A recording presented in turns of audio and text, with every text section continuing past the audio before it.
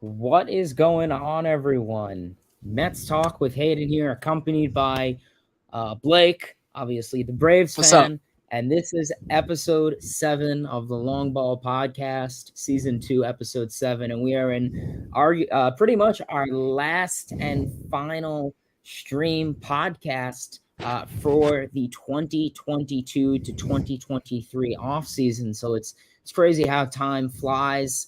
Obviously, it's been hectic offseason, so many moves, free agency, trades, injuries, all of that great stuff has occurred. Both Mets, Yeah. Braves, and all 28 other teams have had an interesting offseason, regardless if they made some moves or got rid of some guys. But we got some great stuff to talk about in today in regards to a couple trades that took place within the last week. Free agency hasn't really been much, but there's been a couple guys you could talk about. Obviously, some players being having some inadequate feelings in regards to their current team. Obviously, with arbitration that's been circulating, so we got some great stuff. So I'm gonna hand the microphone over to our boy Blake. I Yeah, just man. want to introduce. How was No, yeah, you're fine to do that anytime. How was your week, dude? I know we last talked on like Sunday or Yeah, Saturday of some sort. yeah. No, week's been pretty good. Been getting slammed with schoolwork, but you know what? Next week is spring break. Got Thursday is when Thursday at 2:30 my spring break starts. So I will be going back down south. I live in South Florida, and I will be going to some spring training games. I'll be going to the Mets spring training game on the 25th, opening day spring training with the Seven Line and a couple other friends and Mets YouTubers. So that'll be pretty grand. Looking forward to that. So yeah, it's gonna be a fun week. If you ever let Giraffe Neck Mark, he is a follower of Twitter on mine. We need to get him on the show when we get bigger in the future. I think that'd be an interview that we'd be able to secure. He kind of knows who I am, and you being a Mets fan, he probably won't be able to pass you down. But yeah, my week was uh up and down. Like I had 2 days where I was really busy, like today and Tuesday, but I had other days where I didn't really do much. So it really just as a daily basis trying to I filled the car up today with gas and that hurt a little bit. So I had to, let the mileage get all the way down because you know how gas prices be in 2023. But yeah, man, we're living and it was a great week of news. Like honestly, we talked about how maybe that last episode would be our final off season labor pod. But no, like the news trickled in again this week, and yeah, we got another week's worth of news to talk about. And dude, I'm excited. The newest thing I wanted to talk about that I added while you're doing the intro is not MLB related, but it is baseball related since it is today. Bro, college baseball starts tonight. For I think most teams around the Yes. country. I know you as a Stetson University student. They got some guys. They play in a really nice state of Florida, which has always had some good college sports. No matter what the sport is going on, there's always a lot of good competition. And I know after this podcast is over, I'll probably be watching Gators opening day. I don't really watch all of college baseball season. I watch pretty much every game until spring training. The first couple weeks, and then I'm full on MLB mode until the conference tournament. I kind of check in during the season and during the regionals, but yeah, it's good to see that they're back, and I'm excited for tonight. Who's what you got going on for the Stetson games coming up? Since you're there. Yeah. So, in terms of the Stetson games, it's pretty cool. You know, they, so I would say in terms of baseball here, it's pretty popular. It's likable here. Um, Decent team from what I've heard. Obviously, I from what I've heard, they got a new pitching staff. They got a couple new arms. A lot of the incoming freshmen and transfer students are pretty good. So I'm definitely going to be tailgating. My fraternity, we tailgate for a lot of sporting events, football, basketball. So we'll probably do a lot for baseball just because like I'm obnoxious and I love baseball, and of course they're going to appease me for that. But yeah, with that said, I'm What definitely going to Hayden go to some says games. Obviously, goes. obviously I get in for free as a student. I just show them my ID and then I get in for free. So yeah, I'm probably going to go to plenty of Stetson baseball games this season. They play Manhattan, I believe, at in New York. So that is then. But when it comes to the first I believe Stetson game. It's at Stetson. They play about 5 minutes from me. The first one is it's actually Manhattan at home. Okay, never mind.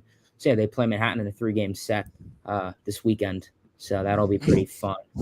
Yes, I do go to Stetson, Ryan, but yeah, so I'm super excited for that. It's kind of hard. I mean, when it comes to like college baseball, it's kind of something I've never really gotten into. I would say Stetson baseball is pretty prestigious. I definitely say. I mean, considering you've had guys like Jacob deGrom, Corey Kluber, Logan Gilbert, Patrick Mazeika, kind of all be affiliated with that. I would say they're definitely a top tier one, in the state. I mean, listen, I'm not going to compare them to Vanderbilt or LSU, but they got some good talent. So yeah, it's going to be exciting. Yeah, man, I'm kind of in the same boat with you. I wasn't this huge college baseball fan until really a couple of years ago, but yeah, it's something to follow.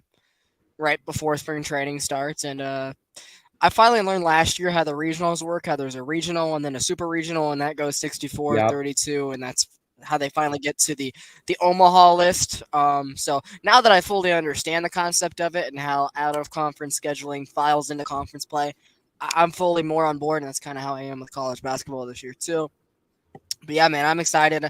I forget who we play as the Gators play tonight. I do know that we probably will play Stetson a couple times. We always play them in Jacksonville and FAU and other guys around the state, along with the Seminoles and the Canes. But definitely looking forward to it. Chat is popping tonight. So before we get into our topics, we'll say hello to all you guys. Alyssa Bush came in before the show officially started to let Hayden know that Pete Alonso sucks. Crap about baseball. You don't know crap about baseball. Well, I will say go Gators to him tonight since it is Florida Gator baseball night, and that's where he was. Your boy Gio popping in saying, Gio, how's it going, I can't man? say the words. LFGM, that's right. Let's see. Randy hops in and says, I'm guessing he meant to say gentleman. I was going to say, I don't know if I misread that or... Appreciate you, bro. Yeah, I originally did it first. But we appreciate it. Ryan has been active in the chat, says you go to Stetson, go Boston College. I can kind of tell he might be a Boston sports fan via on his Patriots old-fashioned logo, so that's cool to see. Derpy Entertainment says that's one ugly one-year wonder MLB hat you're wearing. Hey, we've got 2 of them since you guys last 1 year, and Hayden could probably unfortunately agree with me. So, hey. I thought he was talking about the Cubs. I don't know if he was talking about the Cubs or the Braves. That's why I don't want to say anything. Let's ask for. Well, mine is a World Series hat. Yours is just your standard ball cap. Oh, Cubs. Okay, got it. Are you the Cardinals fan we had the best? Okay, now that's sorry for me jumping the gun. I thought he maybe came over from one of your Mets streams and was like, Braves. Yeah, you Derpy, let us know if you were that if you were the Cardinals fan from last summer. Randy says, haha, nope, I meant it, ha ha ha. What? Either way, good to hear from you, Randy. Yeah, based. So let's hop into our topics tonight. We got a lot to talk about, really. This show might run up all the way to the wire, which you said you're available to about 6:37, right? Good to know. All right, so we had a couple trades that we'll speak on first. The first one was a 1-for-1 swap, including former Florida Gator coming back to the state of Florida. Lefty reliever stud AJ Puck being traded for former 2020 first-round pick. Had his cup of coffee in the majors last year. Didn't look so great in the process, and the Marlins are giving up on him really quickly, trading another bat for a pitcher, and that is JJ Bleday. What was your initial reaction to this trade? Yeah, I mean, this is an interesting move. I mean, obviously, taking a look with AJ Puck, obviously, big prospect in the Oakland Athletics farm system. He was this guy who I've always kind of pictured of being this like Josh Hader, not because of the hair, just in terms of the performance, this elite. I mean, talk about 2022 Edwin Diaz, that type. I always pictured him as this elite, high velocity, 2-3 pitch arsenal type guy, who was very dominant. Obviously, in the beginning when he was drafted, he was projected to be a starter, but then, just with the wear and tear on his arm and, the injuries and just all that stuff, he just line up to be suited best in a relief inning role, which is probably going to be the case for him, obviously, with the Marlins, I would say.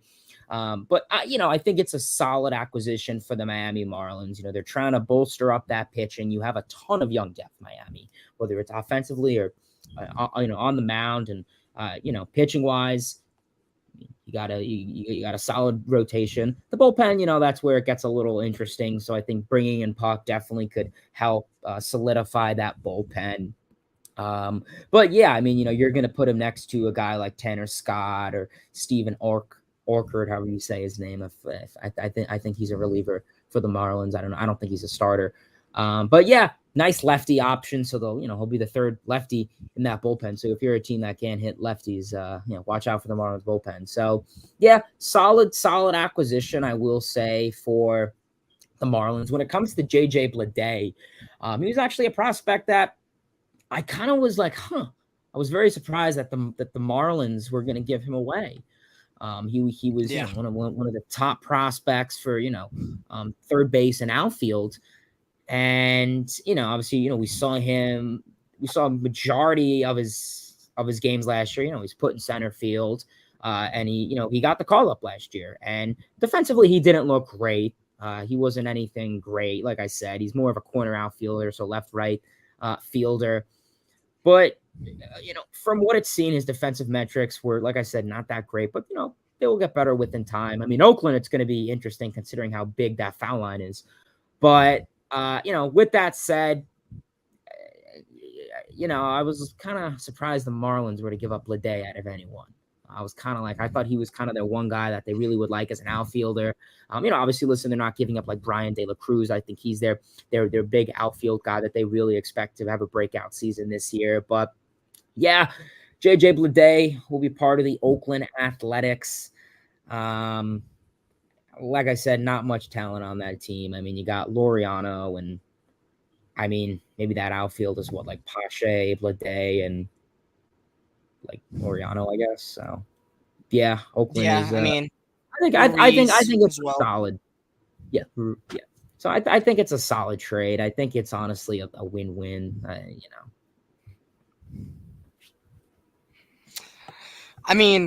This is a guy that came off a couple early career injuries and has bounced back, and the velo has finally come back. So it was a very pleasant sight to see the last 2 years for how he bounced back in Oakland, that's for sure. Someone, as you said, that had a lot of Josh Hader comps coming out of the University of Florida. A guy that I was listening to Talking Baseball today. They finally started their team profile and projections. And they recently did, they started at the bottom. So they did a Nationals preview, and today they released their Oakland A's preview, and they talked about the JJ Bleday, AJ Puck trade that, of course, we're talking about in this moment. And Trevor Plouffe, one of the co-hosts who is a former player, played in Oakland for, yes. Towards the end of his career, said that AJ Puck was this dude when he was when he was there. It was the very beginning of this core that they just broke up with Chappie, with Olsen, with Sean Murphy, with Andrews, with all the guys that they went on to make a lot of AL West push and fall behind the Astros to for all those years. He said AJ Puck was this lefty that threw over 90 miles an hour and could throw strikes, and he knew that no matter what, this dude would have a job. And yeah, the last 2 years he's bounced back from his early career struggles, and I really like this move for the Marlins. As you said, they have starting pitching out the ass, but when it comes to relief pitching, not so much there in that category. But this is a guy that can help that. They made a couple reliever additions this offseason, but yeah, for JJ Bleday, the Marlins are a team that's needing offense. It seems like they gave up on the kid really quick. A guy that, again, was a 2020 first-round pick. Again, in a smaller draft. So maybe some of the picks have turned out to be really good for what they're worth, and some of them haven't. So it's kind of a wish-wash draft, just like the season itself. And the dude had a cup of coffee, 70 or so at-bats in the majors last year. Did not look pretty in those at-bats, but very surprised to see how quickly the Marlins are dealing this kid away, shipping him to the hellhole in Oakland. AJ Puck, I did hear, was supposed to get starts this year in Oakland. He was supposed to get opportunities in this rotation that they've kind of built to where it's just a lot of nothing, for the most part. He was supposed to get these starting guys, so I'm sure it's a little bit of mixed emotions for him, knowing that he's going from an opportunity to get starts to then actually getting out of Oakland, but now maybe going back to that middle relief setup role for a team that's probably still going to be around 500 at best. But yeah, I think that was a very interesting trade and one that you don't really see a lot at this point in the offseason. The second one I forgot the return details on. If you want to maybe Google them to get the exact, it is the another Oakland A's acquisition or not acquisition move. They shipped away Cole Irvin, also known as Swervin' Irvin. Pitched some good starts for them down the stretch when they were playing pest ball, trying to keep the Mariners out of the postseason, trying to beat the Braves and the Mets in the month of September, trying to keep them from winning the East against one another. And a guy that was, I guess, kind of cast away last year, being that they still had Frankie Montas, that we'll talk about later in the podcast. They still had Shamanaya early in the season. They still had Chris Bassett. Like, all those guys were supposed to be on the opening day payroll. So he's a guy they never really got around to trading, and they decided to kind of hold on to in this year. But another move where it's like, that happened. That's interesting to see. What was your initial takeaway of this move? Yeah, so it says the Athletics traded Irvin to the Orioles for infielder Daryl Harayes. So they pretty much traded him for a prospect, essentially. So, yeah, I think it's a good move for Baltimore. I mean, right now they're really trying to compete. I mean, last year you saw their rotation really relied on a lot of that veteran presence, and I think getting that younger depth, that core young depth in the rotation is good. I mean, Cole Irvin, he's 28, 29, I believe, so just going into really his prime age, and could be a nice number 2 starter. I mean, your rotation's probably going to look something like Kyle Gibson, Cole Irvin, John Means, Dean Kramer, and maybe Grayson Rodriguez if he gets the call up opening day. So, I mean, that's a pretty Gibby solid rotation. Yeah, Kyle Gibson. He'll probably be there. He'll probably be their number 1 starter. But yeah, like I said, I think it's a pretty solid trade for the most part. Yeah, I mean, there's really not much to say about it. I mean, like I said, Cole Irvin, he's a guy who, I mean, I spent a little bit of time in Philly during the COVID, and then, just wasn't really able to show off a whole lot with the Athletics. He put up really good numbers, though. I will say, I mean, decent strikeout guy, doesn't walk a whole lot of guys. So I think that'll be definitely a move that could definitely benefit for the Baltimore Orioles down the line, a team that's, really going into the season, thinking, can we, finish for a 3rd place spot potentially and try and make a playoff shoot.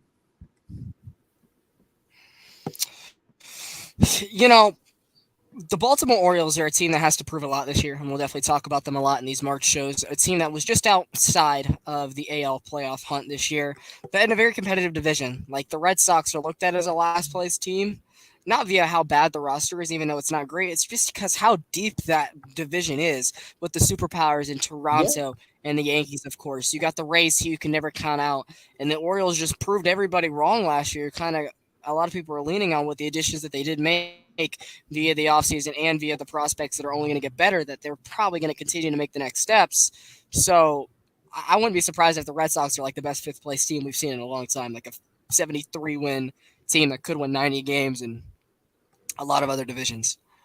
But yeah, the Cole Irvin trade, him and the Gibson signing. I mean, the Orioles offseason was kind of underwhelming. We thought they maybe go out and spend big money on Correa. Who knows? Maybe they're saving it to retain guys like Santander and others that are coming up on the free agent block, and maybe they go back for Manny Machado, which that leads me into our next segment. News today: Manny Machado, who 5 years ago signed a 10-year, $300 million contract. If you would have told Hayden and I then that he'd opt out to get more money, we would have told you're bonkers. But that isn't the case. He is basically saying that he is going to opt out and go back into the free agent markets after the 2023 season, and makes the Tatis move, deciding not to trade him after all what was said, makes that seem a lot more sense for San Diego, and it makes the Xander Bogaerts signing look a lot more like, okay, I see why they did that. Yes. Machado's going to be back on the market next year, and I wouldn't be surprised if his main 2 candidates were your Mets, Hayden, and his former club, the Baltimore Orioles. What about you? 3rd baseman. I just realized. Yeah, you're smiling just at the thought. Yeah, I know. Yeah. I thought he was a shortstop for a second. That blew my mind. You meant Xander Bogaerts, right? Yeah, and that's interesting. And then maybe they would have moved Bogarts to third, and then you put Tatis back at short. It's a possibility. Um, it's interesting. The fact is, like you said, I mean, this dude is making $30 million a year, and he wants more. He's a guy who's talented. I mean, he's a guy who's going to finish top 5, top 3 in the NL MVP race, arguably every year.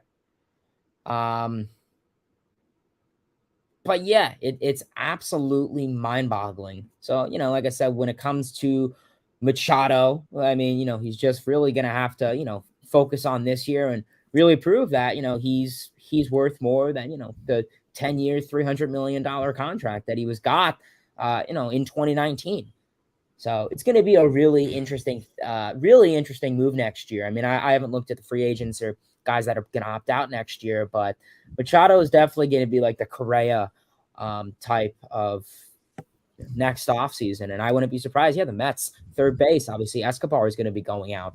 Are the Mets going to go with, Beatty? Is it the future? Or are they going to go with Machado for a little bit? You could also put Brett Beatty in the outfield too. Yeah, I mean, I think the Mets could be a contender to the Yankees. Why not?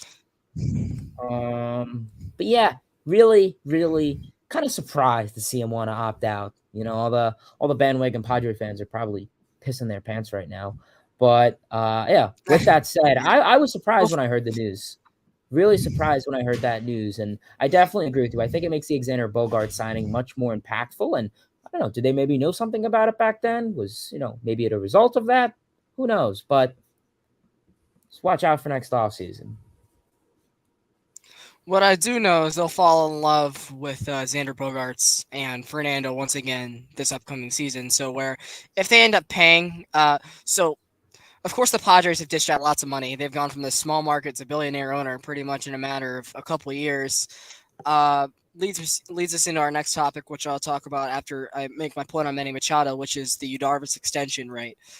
With that being a thing now, he's going to be going into his 43-year-old season, but newer elbow from a couple of years ago, a guy that maybe only needs to pitch for 4 more years for you guys, in those last 2 years are retirement funds that really don't go into the payroll.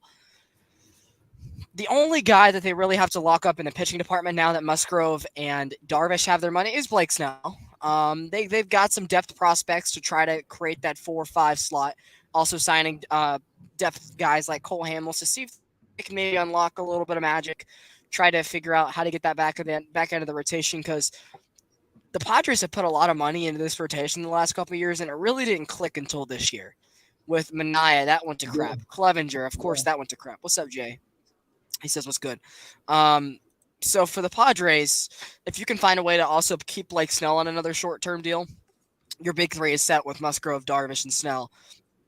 You allow room for 1 year, remaining starting pitching prospects to blossom, because they traded a couple away in the last few years, debatably. Like, if they can add a fourth guy that can twirl it under 4 ERA, 13, 14 wins, like the Padres have to be up there in consideration for the best rotations in the baseball. And the reason I bring that up is if they don't pay Manny Machado, it makes it easier for them to pay Juan Soto, a guy who is still on his rookie deal, believe it or not, never got the money in Washington, and that's a guy they should have paid a couple years beforehand to make sure he was kind of locked in there before the rebuild went to all hell, and the dude became frustrated, which I would in that situation too. Not knocking on the guy, but how many years has he left on his deal? 18, 19, 20. I don't know how they have all this money, though. I mean, you have Soto, you have Bogart, you have Tatis, eventually Machado. It's just Soto's on a rookie deal. Soto's still making eventually when he's they're going to have to extend him soon unless he's going to walk. Yeah. So which I think it's probably best for them long term. Yeah, I think it's best long term though for them to sign Soto over Machado, just because you already have Bogarts, you have Fernando, you still got Jake Cronenworth, who was an all-star the last 2 years. First base is a position they can find. Bat. They also got Jackson Merrill in their farm system, who I'm really high on, another lefty, nice glove shortstop prospect. They could probably find a way to put him in left field, because they did announce that Soto is going to be the left fielder for San Diego this year, and Fernando is going to be the right fielder. Which I was watching a video from Fuzzy, the MLB YouTuber, and he was diving into their OAA numbers out there. And defensively, Juan Soto, regardless of what you say about his speed and everything, was a lot better in right field than he was in left. And He's if you're not a going to good transition defender. a guy Yeah. who was, yeah, but he was somehow his numbers at Petco and Nationals Park translated better to him as a right fielder than a left fielder. And for Fernando, who a guy who has all the talent in the world, we'll see how he looks after the roid suspension is officially up. The guy has already got his bag, his suspensions. He's set for his not suspensions, his product endorsements. Like the dude's set for life. The one thing he couldn't do is he couldn't field very well at the shortstop position. You got to be the best athlete on the field, and he wasn't. Okay. I was very surprised that they didn't put him in left over right, being that you could have had the better right fielder on that side of the field and the newer outfielder in left. It just seemed like the more logical thing to do, but the Padres probably know more than what you and I are talking about. So we'll see how that comes to play by, June 1st. If they're still where they are, then if they probably made the right decision. Yeah. And we're just two goofballs that don't know what we're talking about. So yeah, for Machado opting out, I really think that with the potential of you guys wanting a big third baseman, like maybe Brett Beatty doesn't look great this year, or looks like, hey, we could put him in left field and get somebody else. I would not be surprised if he was the top Mets candidate after whiffing on Correa, after hearing that Shohei probably wants to stay on the West Coast, which probably leads me to believe new Japanese owner, he stays in with the Angels. If not, he's a Dodger or a Giant. Or I don't see him being a Padre because they already pay. They got to pay all these guys. So I don't really think the Shohei thing. I don't think he wants to be a Yankee or a Met based on what he's saying. He's comfortable out west. So yeah, I think Machado will probably be that other mainstream guy. And being that you guys whiffed on trying to get Correa this offseason, and maybe Beatty doesn't look like this 800 OPS guy in year one, and you're willing and Cohen's able to pay the pocketbook again, I wouldn't be surprised if Manny Machado was a New York Met in 2024, unfortunately. But I would also love it if he had a hometown reunion with the Orioles. But they're a team that doesn't really break out the bank a lot, and they got to be able to pay a couple of these wave of guys.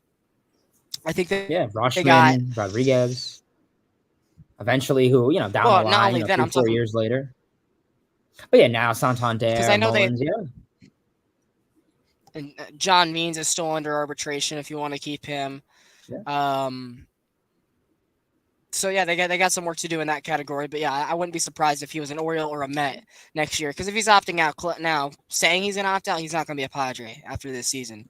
So makes it a little bit of a World Series or bust season for San Diego in some senses, because you know that you're going to be losing debatably a top 20 player in the league next season, regardless if prospects come up and Xander fills the role and you go from there. But San Diego is definitely feeling a little hungry after last year when Harper and Schwarber took them to the shed. So we kind of hinted on that. Is there anything else that you want to kind of talk about from your perspective on the Yu Darvish signing before we wrap up with the Padres? Yeah, no, I mean, honestly, I concur with everything you said when it comes to the Darvish extension and the Padres rotation in the future. What up, Chad? Good to hear from you. Yeah, a team that's going to be very good, and I wouldn't be surprised if them and the Dodgers were close this year. I don't know if it's going to be a 23-game difference. I know the Dodgers theoretically got worse, but they have a really good farm system. I'm sure some of their holes that they left via free agency will be filled by the young guys. And I know the Padres did beat them last year, but over 162 games, I wouldn't be surprised if the Dodgers still won the NL West, but I don't think it'll be a blowout like it was last year at all. It'll be like what we were last year down at the very end. Watch it still be a 30-game sample, and we're talking at our ass once again. So that was one extension. Another one that happened was the Houston Astros signed Christian Javier to a nice little ink, trying to get him on the team long-term. A guy that's bounced back and forth from a reliever to half starter, back to full-time starter, and he's even been as high as a number 2. Dude was part of 2 combined no-hitters last year, one against the Yankees in the middle of the season when they were red hot, the number 1 team in the American League, and in the mother-freaking World Series.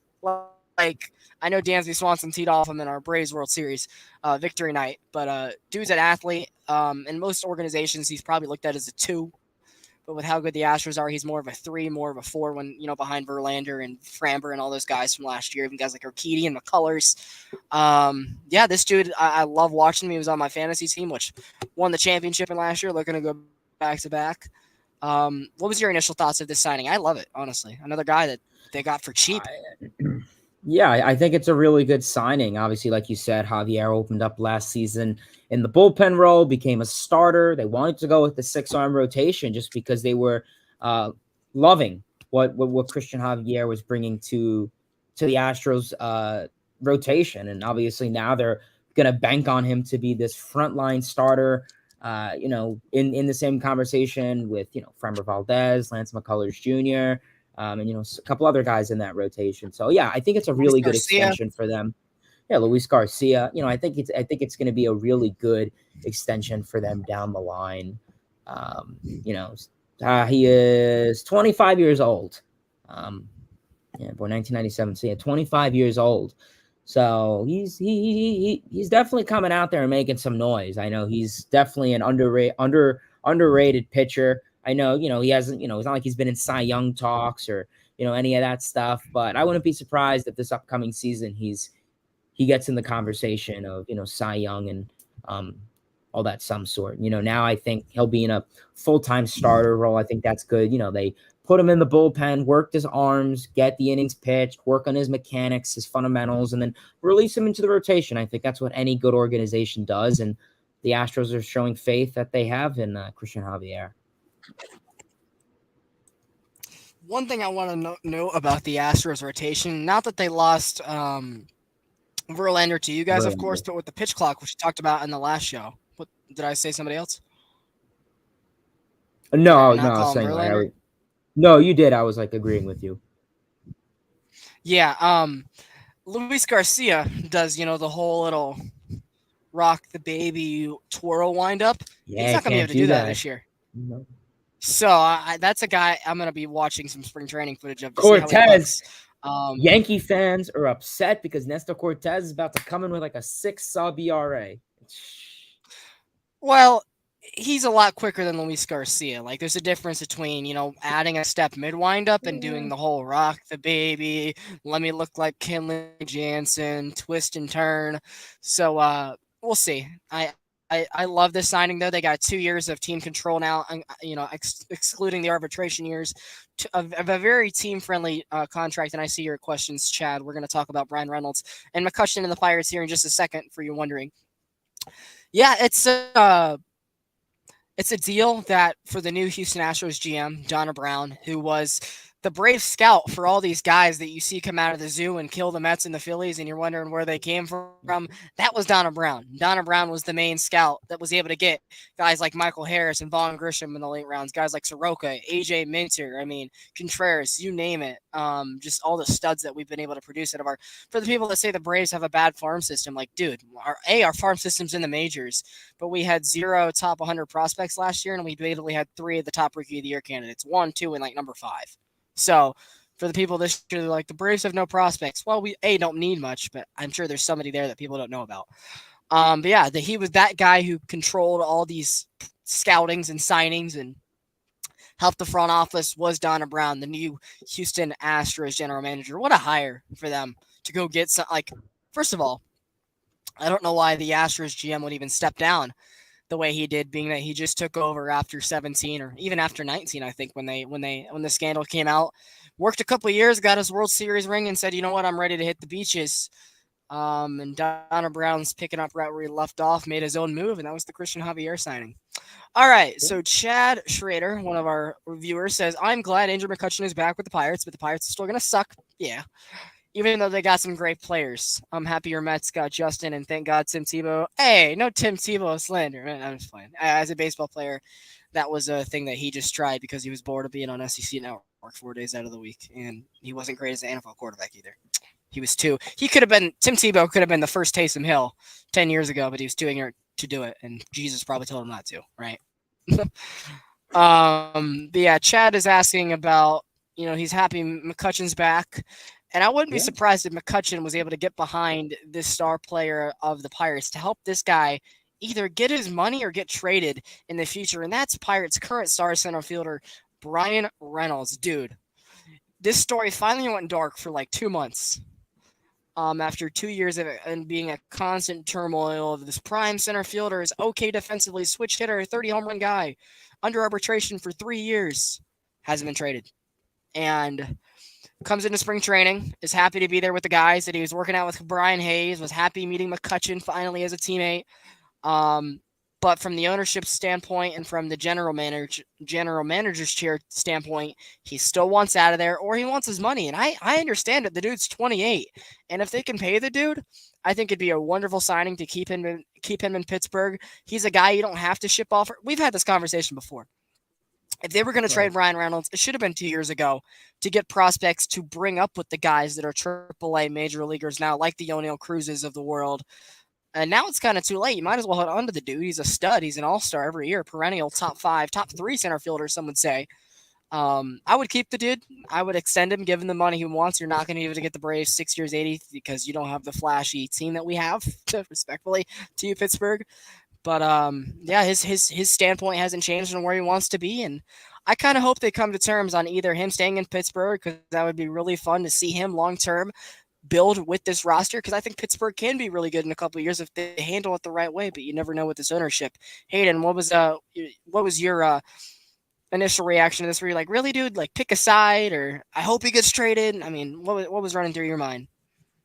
Yeah, I mean, I really thought a lot of it, was kind of put to bed. Like you said, it was kind of a month and a half of silence. And, there was, a picture of, Brian Reynolds posting, pirate stuff on his Instagram. So we were all kind of just like, all right, maybe he's kind of over that phase, and maybe he's going to come, be part of that nice little core of, Brian Hayes and O'Neal Cruz, and obviously Brian Reynolds would be in that mix. I mean, yeah. Josh Winsky, I think is his name, or whatever his name is. I don't know. He was in the Joe Musgrove trade, yeah. Yes. I mean, it's a solid, core 4, core 3 right there. So, with Reynolds, I think it comes to the point where, I mean, he had a breakout 2021 season. I mean, phenomenal. Average, he was top tier. OPS, he was top tier. Slugging, he had 24 home runs. So, he was raking. And then this year, 2022, he definitely took a little bit of a dip, but, still adequate numbers. 806 OPS, 262 average, 27 home runs, which is obviously a career high for him. So, I think if he puts up similar numbers to 2022 and 2021 and 2023, you got to extend them. You got to, and otherwise, if they don't, then he's probably going to want to walk, because he's going to want to make the money. I mean, defensively, he's good. Offensively, he's great. Like you said, he's a top 3 center fielder out there. He really is. So I think it's going to come to the point where is he going to be patient with the Pirates, or are the Pirates just, is nutting the owner just going to pull a little, slow move right now? Yeah, I mean, for Brian Reynolds' perspective, he's only gonna his value is only gonna go up with the seasons that he's continually going to have, and his prime is getting less and less. Like, the dude's already 28. We think he's still this 24, 25-year-old because of the Pirates' marketing and because of the meaningful games he's played with. He's gonna be 30 or so by the time he does hit free agency. So I'm sure there'll be teams that will be willing to sign up and pay him the day he hits free agency either way. But someone made a good point from another pod I was listening to, and I hate to take their point, but I completely agree with it, saying, Ken Rosenthal just tweeted, so let me see what that's about. That Andrew McCutchen should get into, Robbie Grossman just signed with the Rangers. Okay, we'll talk about that in a second, my boy. That's another good signing for Texas. From John Heyman had it first, Ken Rosenthal was just on it. It's McCutchen, of course, was the king of Pittsburgh baseball-wise before Brian Reynolds became who he was. And now that he's back, I wouldn't be surprised if Reynolds tried to befriend him very quickly in order to say, hey, I want my money, like, you had your money, and I want to play in Pittsburgh. I love this ballpark. I love the core that we built, and I'm ready to be here for win now, but I want my money and a little bit of sustainability first, and hopefully not. I would like to be traded, one or the other. I'm in this dual stage where I can't fight. And if he can get McCutchen to side with him, that would really force the ownership's hands and Nutting's hands, pause, to say, you know what, this guy says he deserves what he needs. He's kind of our king. This guy who we're talking about feels a certain way, and honestly, we're gonna hate to admit it. Because based on how the Pirates are in trade talks, you know they value the dude very highly. They want almost Juan Soto like package for Brian Reynolds. So you know that they value him higher than what they're offering him money wise, monetarily. So if I'm Brian Reynolds, and I hope the dude does stay in Pittsburgh to help that core, unless he's going to be a Brave, of course, but I don't think that'll happen. I would befriend Andrew McCutchen. I would make sure you find a way to get your money or get him on your side to where you can get traded in and out of town, because dude is a star, and not a lot of non-casual fans know that. And I hope that this situation finally does die by this time in 2024. What about you? Yeah, I really honestly, I'm just going to restate honestly what I just said. Go ahead. I don't have a comment. Well, maybe you do have a comment about Corbin Burns, and we'll talk about Robbie Grossman here in a second. I'm waiting for the contract to maybe pile in. I see him in the comments saying Braves, what happened to, not like we literally signed Jordan Luplow and Eli White and Sam Hilliard and all these guys. I don't think we really ever had thoughts on him bringing him or Duvall back for whatever reason. We got other guys in the same deal. Another guy who got pissed off at his arbitration case, and I don't know if it's going to escalate to a trade request, but it was not a good way to start your camp in 2023. Corbin Burns is ticked off with the Brewers, dude. A guy that's been a Cy Young candidate the last 3 years, did win it, I believe, in 2021. A workhorse, came up in their bullpen the first 2 years, has now been a major leaguer for almost 5 years, so they got to pay him soon. And to hear him lose his arbitration case that badly on Valentine's Day is not a sight Brewers fans want to see after missing the playoffs last year. He was blamed for being a major reason why they didn't make it. That's horseshit.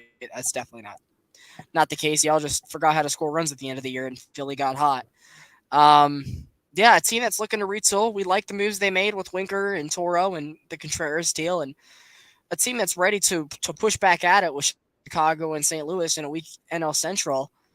But this is not what you want to hear, saying that Corbin Burns is the reason he didn't make the playoffs. And I'm understandably frustrated at what the organization had to say about him. And I don't know if I'm asking for a trade out yet, but a bad year for the Brewers. I wouldn't be surprised if this dude is hot shopped at the market by teams. You?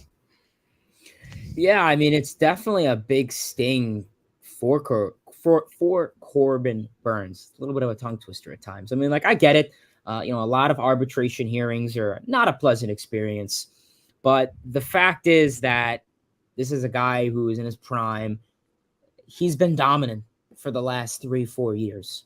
Won the Cy Young Award. He was in the race last year. I mean, he was the reason he carried them to the playoffs and back years, obviously not 2022. But, if I'm Corbin Burns, I'm insulted. I'm offended that, they were really battling over, what was it, says 7,500. I mean, that's just really sad that the Brewers don't value this guy.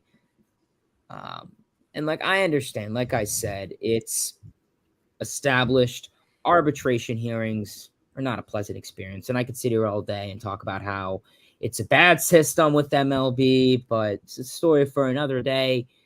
But yeah, I mean, I wouldn't be surprised if Burns would be fond of a trade. Right now, the Brewers are in an interesting spot where they have great pitching, but they don't have much offensively. I mean, Yelich has not been himself, and they made a couple of moves bringing in Jesse Winker. Hopefully, he could spark something, and Yelich can try and just get his OBP a little bit up and hit the ball a little bit more. William Contreras, a couple other guys in that mix. So they're big on pitching, but offensively, they're very limited. And I wouldn't be surprised if the Brewers they haven't really been spending the last couple of years. I wouldn't be surprised if they, kind of called it. Maybe come in the deadline, they're, 10, 20 games out of it. And, maybe obviously with the Cubs getting better and the Cardinals doing Cardinals things and the Pirates are on the rise and even the Reds are on the rise. I wouldn't be surprised if they kind of called it and, I mean, Corbin Burns was a possible trade candidate this offseason. So we'll see.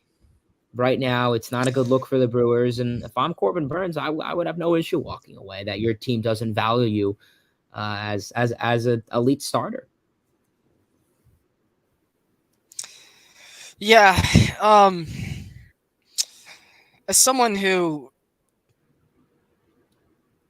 I think also believes the window for Milwaukee closed sooner than expected, but being how much they were paying for their team, it kind of ultimately makes sense. They're a small market team, and they're not as good as Tampa is regarding how they run and go about things. Like they traded Josh Hader out in blink of an eye. Nobody saw that coming. So the moves they make, I understand why they're a little afraid to give more contracts out because they finally paid Yelich after getting him from Miami and the great start he had there in Milwaukee. But how's that turned out? He's now a contact hitter leadoff guy. For how much he's making is not worth it at all. Good clubhouse guy and a great guy from what I hear in general, but he's definitely not this star that they traded for in that Marlins fire sale years ago. So I understand the Brewers' perspective being on how they're a Moneyball National League club to not want to pay both Burns and Woodruff and Adames and Winker and all these guys that are going to be coming up under contract. They want under control, retool guys. And Yeah. ultimately, I don't think that's ever going to be good enough to win a World Series. They're a franchise that has never been bad, it seems, but they have 0 World Series crowns. And for how prestigious that city is sports wise with the Packers and now with the Bucks.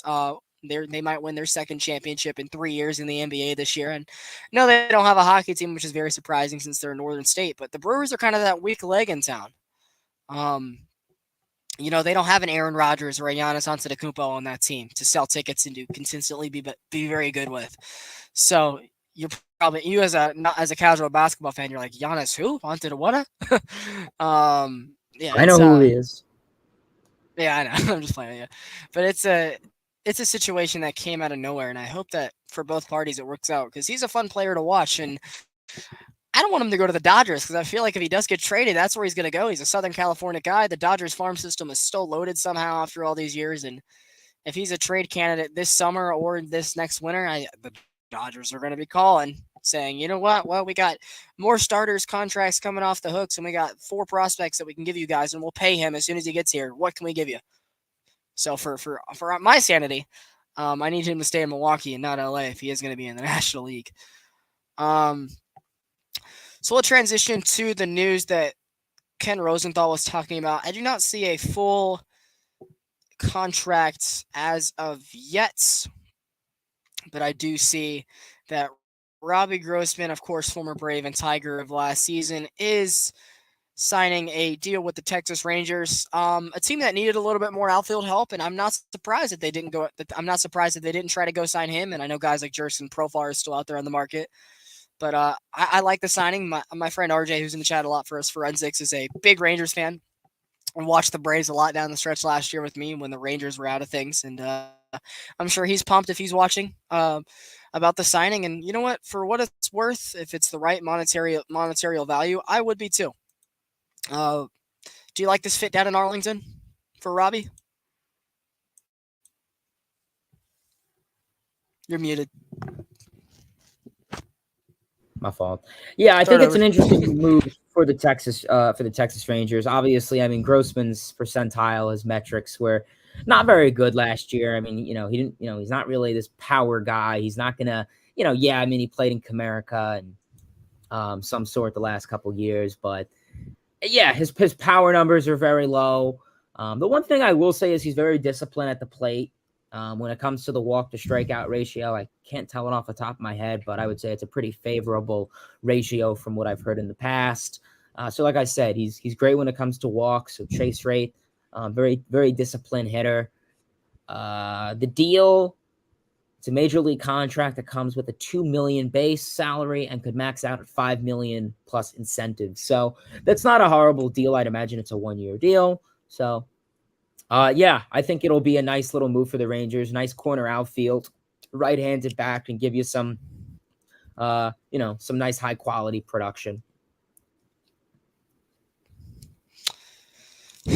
Was a lot better from the right-hand side than the left-hand side, but his power numbers had to surge in Atlanta from the left-hand side, and understandably so. Going from Comerica Park to Truist Park, and from the Tigers lineup to the Braves lineup, you're going to get better in a lot of facets immediately with the trainers that we've probably had him working with. So we'll see if he's able to rekindle that magic. That's a very good hitter's ballpark during the summer, from what I'm hearing. The new Globe Life. You saw Corey Seager and Yeah, Simeon maybe. catch fire last summer, and you got guys like Nate Lowe and Mitch Garver for one more season. Adonis, like the Rangers are going all in on this wild card spot, and I wouldn't be surprised if they're the Orioles of this season, where they're just outside, but you see them make huge leaps. But they're definitely going to be paying a lot more than the Orioles were last year, paying for a whole starting rotation, including Jacob deGrom, we'll talk about in a second. But yeah, assigning that.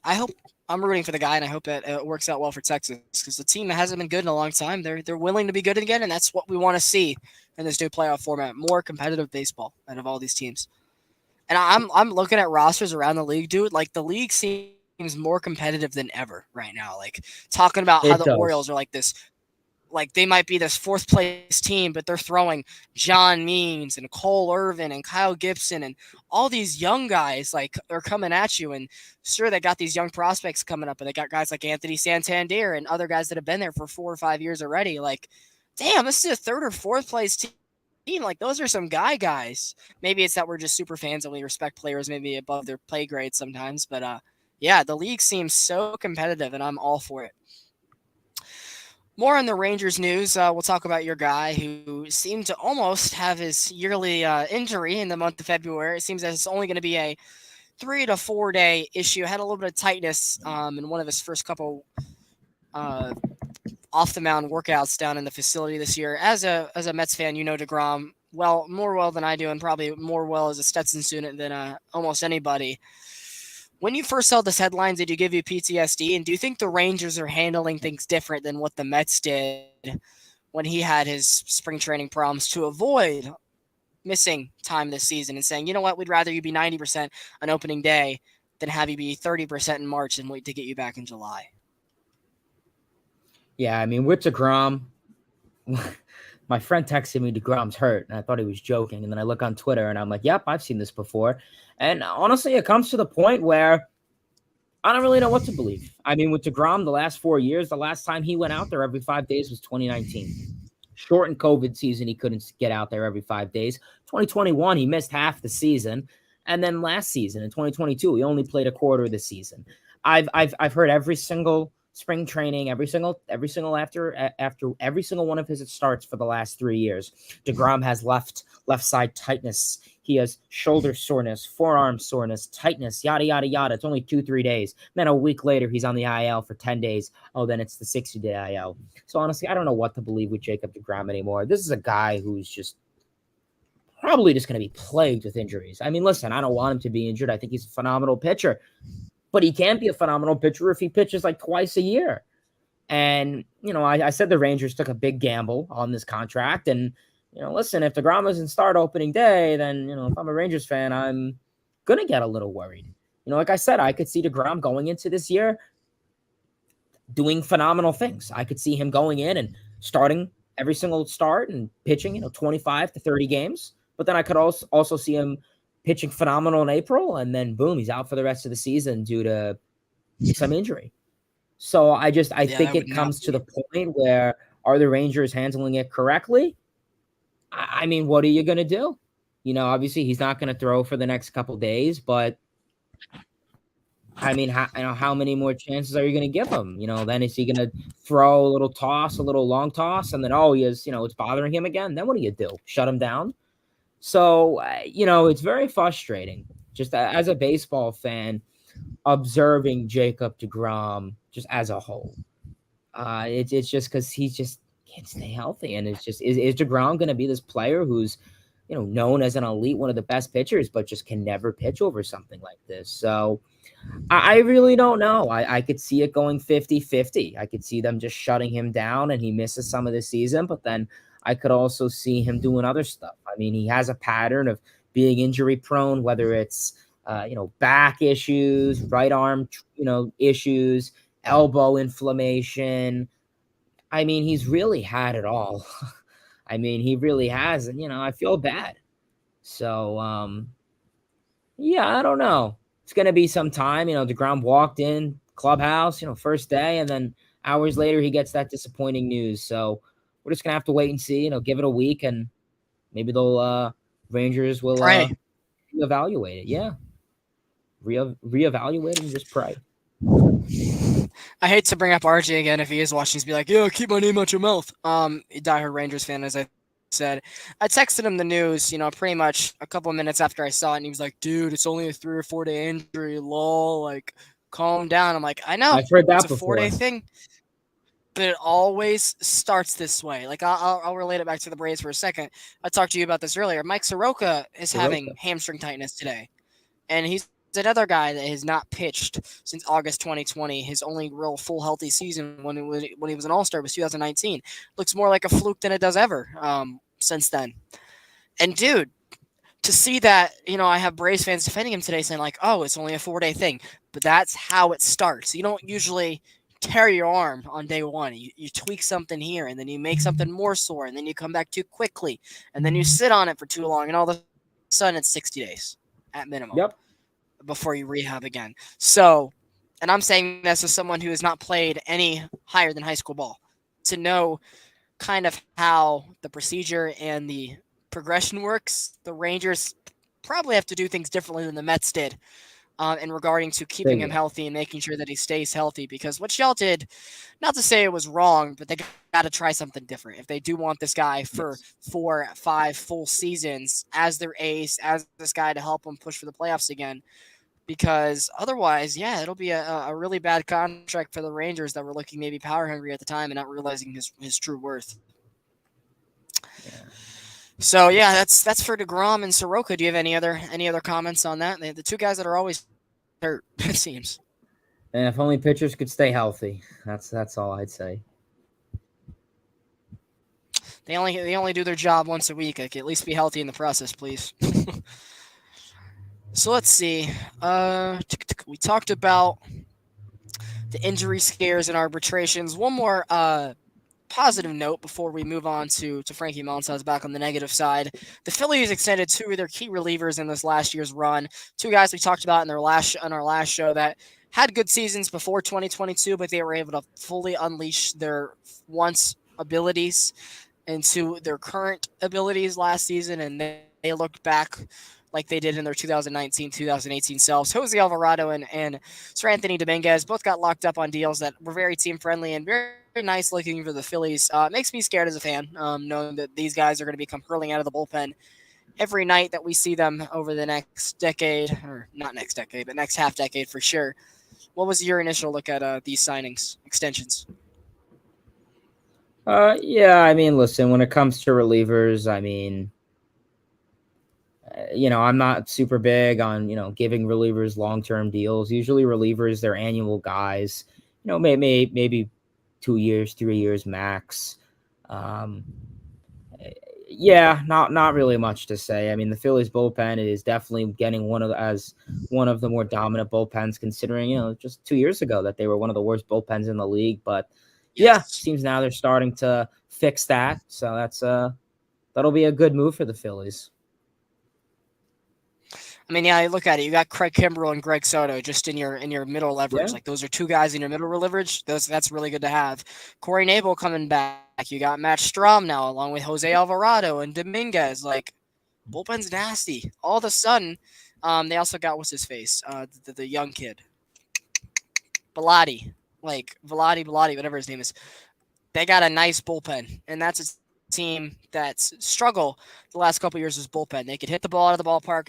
They addressed some of their defensive needs this year, got some bench guys that are better defensively, kind of realign their infield, getting Trey Turner, moving Bryson Stott to a better defensive position, kind of helping their guys out. So they improved their defense and their bullpen, added another starter to make them even deeper behind Suarez, Nolan, Wheeler, and Taiwan Walker, of course. And their bullpen got astoundingly better after a World Series run. So, yeah, it's a scary move to see that Dombrowski's still doing his damn thing, but signings that, for what it was worth, made sense for the Phillies to do, and I'm sure Mitch and company here at Hardcore are happy they got it done. More unfortunate news, kind of closer to what the DeGrom topic was. Frankie Montas had a elbow incident last week and was looking to be maybe the best fifth starter in baseball. Came over in the Oakland Athletics trade deadline exchange last year. The Yankees sent over 4 or 5 prospects, which tore up the minor system for Oakland last year. Hey, props to them if they are moving out to Vegas after this year. We'll maybe hint on that at the end of the show. More of the relocation stuff. The A's seem to won this trade by a large margin. Montas was terrible in his time in New York last year, like a 6.5 ERA. And knowing that they signed Rodon, he was looking like he'd be slotted in at that fifth spot, kind of like what Jameson Taillon was last year. Not as high expectations. He can get it done for a lot lower expectation with Severino, with Garrett Cole, with, of course, Nasty Nestor and Rodon. Like, you're obviously going to lean him as the fifth starter. Not anymore. The dude's season ended before it could even get started. A blow for this rotation for sure, but maybe it's a move that needed to happen for the Yankees because it almost seemed like he was a guy almost like the Sonny Gray original Oakland trade where he wasn't panned out for New York. What did you think? Yeah, I mean, it's going to be interesting to see how the Yankees are going to approach this. I mean, they're probably just going to stay internal when it comes to that number 5 starter for Frankie Montas. I mean, you have, you have one of your youngsters and Clark Schmidt, and you also have Domingo Germán. Germán's also an interesting case. I mean, considering he'll dominate for 8 starts and then get rocked 8 for the next 8 other starts. So, yeah, I don't really know. I mean, probably Clark Schmidt, I think, has the upper hand. I mean, I don't really think the Yankees are going to trade for another, like I said, a number 5 starter. They're probably just going to go probably with the internal options. And for the Yankees, it definitely is an unfortunate loss to lose Frankie Montas. I think, you saw him last year, and he definitely, like I said, had a little bit of a hard time acclimating to New York from Oakland. And, now he's really trying to get into, I guess, kind of his groove. Like I said last year, really had a hard time acclimating in New York. And now you're kind of really just hoping that you were going into this year hoping that he can be this, like you said, one of the best fifth starters in baseball, a dominant guy. And now, unfortunately, he's probably going to miss, if anything, most of the season. I mean, maybe he can come back and he won't. So, I mean, he's really gone. So, Yankee fans, that's that. Don't get me wrong. You still have a phenomenal rotation in Cole, Rodon, Cortez, Severino. It's just that fifth If he's start healthy. that number 5 start is probably, Severino also has his injury troubles. So that's really what it's going to come down to is who's going to be that fifth starter. You have Clark Schmidt, Domingo Germán. Probably could go with a couple of minor league options you also do have there.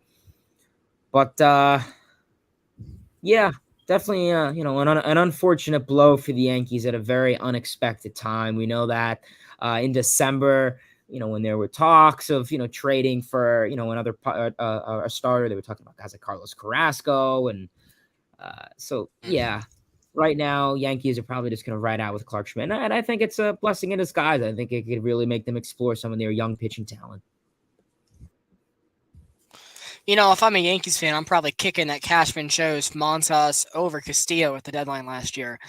Castillo killed the Yankees 4 times in the month of July and August. Like, in his last couple weeks with the Reds, he killed them in Cincinnati. He went up to the Bronx and he kicked their ass then. Then he gets traded to Seattle, right after the trade deadline. The Mariners are playing them for, 6 or 7 games. Castillo makes a start in each of those series as well. Literally, the dude crushed the Yankee lineup during their terminal collapse in the second half, falling all the way back to the 2 seed and almost losing the AL East after being up like 25 games. It was ridiculous. Castillo literally crushed the Yankees like 4 times in less than a month, and Cashman's like, nah, I'd rather get this guy Frankie, who granted was like this last remaining gem from the A's roster last year. And if I'm the Yankees, yeah, they didn't want to give up their top prospect, Anthony Volpe. That is a good point brought up by Tyler, and I'll get to your other 2 questions in just a second. For them to get Montas and see how it's already backfired, a deal that Oakland seemingly has won as of right now. Their 4 or 5 prospects that got back are already doing numbers in the A's minor league systems.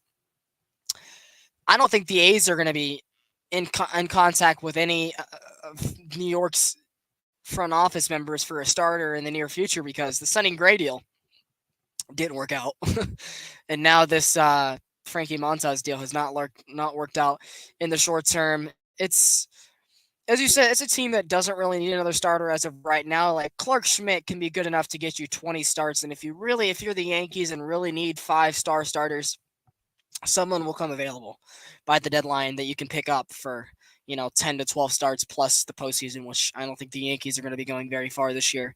I think they'll be good over 162, but I don't think they're going to be a team, even though they did improve, to be able to beat Houston or Toronto or Seattle or teams like this in the postseason. Is just not who they are anymore, unfortunately. Teams have surpassed them talent-wise, and we're seeing that. I know there's going to be fans. If we were a bigger podcast as of right now, we'd have Yankees in the chat saying otherwise. But sorry, we're just telling the truth. Actions on the field are speaking louder than what y'all are saying. But yeah, it's a tough blow for a guy that it's hard not to root for. And Yankees will definitely find some way. And I don't know how much longer is on his contract, because if he's a guy that only has I don't know, 2 years left, and this is one of them, it's like, damn, we really got this guy for 1 full year, and he might not even be great. It might be like a Jameson Taillon situation all over again. Tyler comes in and says he thinks Andrew Painter will probably be that 5th starter for the Phillies. Yeah, seems about right. Him or, one of the young guys. He said, depends on how the offense does. The Yankees offense was piss poor last year. It was definitely overrated. Judge carried him for many moments of the season. Stanton was up and down. Anthony Rizzo kind of walked more than anything else. Was the short porch merchant. Gleyber Torres was definitely better in the second base slot than he was at third and short. You kind of saw regression out of LeMahieu last year. I don't really know if Jose Trevino and Higashioka are as good as we think they are as of right now. Bader was a good pickup for them. I'll give them that. Harrison Bader, Florida Gator bias aside, looked really good for the Yankees last year. They got Peralta and Peraza and Volpe upcoming, and they probably only need one more year out of guys like Aaron Hicks. But yeah, it's facts or facts. Oh, it's Rob. What's up, Rob? So, yeah, he said that the Yankees chose Montas over Castillo because they didn't want to give up Volpe, and that kind of makes sense. Private chat, gotta go. All right, sounds good, Hayden. So 5 minutes. We only got a couple more topics to get to. I'll get to this topic at the end on my own if necessary, previewing what we're going to be talking about in March. We've talked about that off camera. So let's see. We talked about college baseball. Let's see. Do you have any predictions if you want to just say Braves or Mets if you don't know anybody else? Who are some guys that you think will get fired managerial wise or DFA'd early this season? I have one candidate if you don't know. I'm not talking about DFA'd. Those are harder to tell until, end of March. Yeah, I mean, like I said, once we get to spring training and we see how things go, I mean, it's not like you have Robbie Cano or Dom Smith on the roster anymore. I mean, those would have been my really only 2 candidates, but really there's no one for the Mets that I would say oh, wow, he should just get DFA'd or he's just garbage. There's no future with him. I mean, bench, yeah, for the most part, as as blessing as that sounds. I mean, if maybe Escobar, is having a really bad April, May, you bench him and give Beatty the upper hand. But there's really no one that I could say in terms of the Mets that would be DFA'd or let go. Yeah, like I said, it's really hard. You got to see how spring training goes, and at least the first month or two in terms of guys. In terms of managers around MLB, I have one in mind. I don't know if the Brewers would let go of Craig Counsell. I don't really think that's necessarily much him. Maybe how he handles some of the pitching, but yeah, there's really no one I could think of that's off the top of my head. Rob thinks David Bell of the Reds could get canned. I'm thinking Davey Martinez of the Nationals is going to get canned. And a lot is kind of the same thing as they don't have a good team. A guy that was there for the World Series run and a new Nationals ownership. I'm sure there's going to be a new GM here in the soon future as well. I wouldn't be surprised if Davey Martinez is 30 and 58 in the middle of summer and they can him just because of They just need a fresh leadership, and it's just the process of life. So that'd be my prediction regarding the Braves roster. Bad news for us. And historically, it's a lot easier to DFA guys on big contracts with 1 year left of salary because it's easier to eat it. That's what you saw with Albert Pujols and Justin Upton, and a lot of these recent deals. You're able to DFA them kind of with 1 year over 2. Same thing with with Bauer this year. Marcell Ozuna has 2 years left for the Braves, and we're thinking we might try to get him a minor league option back and give him early DH at bats in the month of April. And if he's not good, he's just going to spend the year in Gwinnett. We're going to cut him after next season. He's not good on the field, not good off the field, and we're willing to give him one more chance to see what he does this spring. Guess who was the last position player to show up to camp this year, Hayden? Just take a guess. Ozuna. Not a good sign. He's toxic. As I said, a guy that I'm sure he gets along with all the Latin guys we have, and that's one thing. But dude hit his wife, was DUIing in the middle of the season last year. One guy that we're a sports city that doesn't boo our own players a lot. We're not like, unfortunately, like I know Rob's in the chat. We're not like Philadelphia and New York where we boo our own guys. Ozuna was one man that did get booed on a September day against the Astros. He wasn't a good player. His first start after his DUI was over 3 with 3 strikeouts, and there was boos. And that's something that we were not used to hearing out of our own city. But yeah, it shows where we're at. Rob says Strasburg needs to retire. If I'm going to be honest, yeah, that contract, him and Corbin's contract were hell for the Nationals. They're eating it right now. Dude was on pace to be a Hall of Famer if he was healthy. I see you have a little tangent. Hayden, go ahead. Oh, I was just gonna say one quick little thing. Tell you that Strasburg contract and Corbin, got screwed. The Nationals, they had to. Pissed after the World Series, like MVP, they kind of had to pay him. It's horrible, and I mean Patrick Corbin, they didn't really expect to just take a downfall. I mean, he was pretty dominant in 2019. He carried, and then you never really got Strasburg, just plagued with injuries. That was also a deal where they're trying to keep Harper in town. Like that was like, we're going to get these guys to keep you, and it didn't work. So yeah. But with that said, my time is calling. I do have to depart. So I just want to thank everyone for having me on. Of course, Blake, and we'll probably be back here next week. I will be home, so that'll be very great. Yeah, Jeter going to Fox. That's pretty good. I like. It's actually good that Fox is doing that. They're having a lot of, more former players, especially really good players, Hall of Famers that are on it. So I'm in favor of that. But we'll end on Derek Jeter. Overrated. Defensively, he's overrated. But yeah, I will see y'all later. Let's ride. LFGM. Appreciate it. Go Braves. So as Hayden departs, I'll finish up our show real quick. We have 2 more topics. And we want to talk to you guys about what our upcoming March shows are going to be regarding the month of spring training. We have 4 or 5 shows, including World Baseball Classic talk during the whole tournament. We'll be giving you guys updates. Still going to be about a weekly podcast going into the regular season, and we're going to hit the ground running. I think this is the season of the Longball podcast, if I were to be honest. But yeah, regarding the Derek Jeter announcement, which I saw during the Super Bowl pregame shows, I love this. A guy who really has been quiet throughout his whole career, was always a guy that never really gave a lot to his interviews. And, the last year or 2, his kids are finally at this stage where he doesn't have to be home with them all the time. And the ownership with the Marlins, that just didn't really work out. It was a way for him to stay quiet, but it didn't work. And now between the documentary and being put back in MLB The Show, and now the dude's going to be on Fox with Alex Rodriguez, a guy who's always been his biggest frenemy. So it'll be very interesting to see how that relationship ends on camera. As I just said, a guy who has never got to get you guys in between the lines. Yeah, sure. Hit us up, dude. And we're in the chat with you. At least I should be back in the chat sooner or later when the AK calms down. Derek Jeter was always this guy who kept to himself, and that's why he was the captain. And, only when spoke, people listened. The lights were always bright on him, and he always came through, and that's why I think you'll be able to find some good analysis and good chemistry out of him with guys like Dontrelle Willis and Big Hurt and Big Poppy, and of course his frenemy Alex Rodriguez behind either Kevin Burkhardt or Matt Vasgersian at the host spot. Like, that's going to be a good pregame show. It might be the closest thing to rivaling College Game Day and the NBA on CNC Crew for the best sports crews for game day analysis. So very interesting in my point of view. And yeah, just to wrap things up, let me make sure that there's no other topics that I've missed on. Thank you as well, Rob, for reminding us about the Strasburg. That's one thing that we didn't put in the pregame show note, but in our banners. But talked about college baseball, of course, which I just watched the